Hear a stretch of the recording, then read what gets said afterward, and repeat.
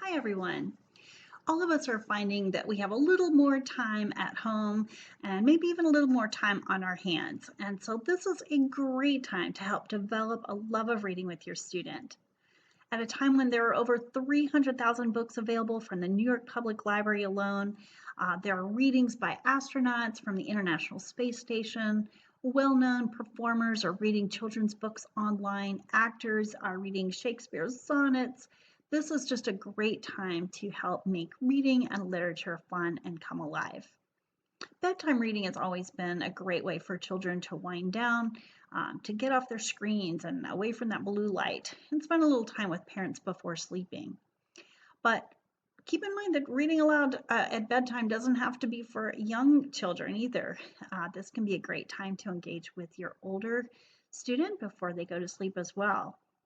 During this time, reading aloud is great, but you might consider taking turns or even giving your child a chance to read to you. And bedtime's not the only time to read. Look for other enjoyable ways to incorporate reading into your day. So here's some thoughts. Maybe breakfast in bed with a book. Bring in breakfast, take turns reading aloud, or you read aloud and enjoy a little breakfast in bed.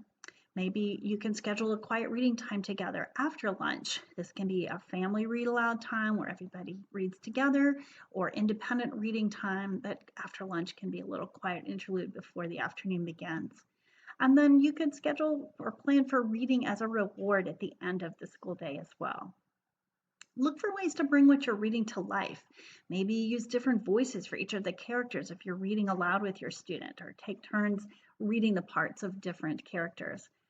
Interrupt your reading sometimes to ask engaging questions or to ask your child to make predictions about the next actions in the plot. You could maybe make some foods that are eaten by characters, or dress up as a character, or do other kinds of activities engaged by characters in the books. If you happen to be reading a book that's from another part of the world, you can use Google Earth to fly yourself right over there and visualize the part of the world that your students' book's characters live in.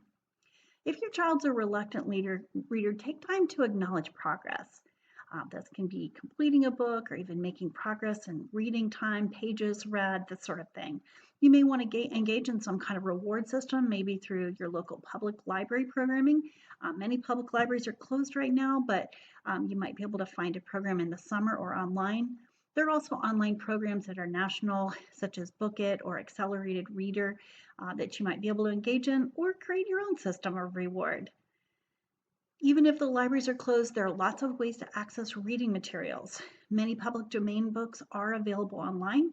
Typically, these are older books, classics that maybe your high school student, middle school, or high school student might be reading. This is also a great time to explore audiobooks. You can access audiobooks through an Audible account, which has a monthly subscription fee, or through Chirp, which does not. You just pay for what you get. It's a little bit less expensive. Or many public libraries also have systems where you can check out books, the Audible audio rather versions of books, and they are temporary downloads, and you can listen to the audio recordings of books for free through your local public library. If you do use Audible or audio books, have your student read along if you do have the book in hard copy, or you can just relax together and enjoy some special reading time with your student.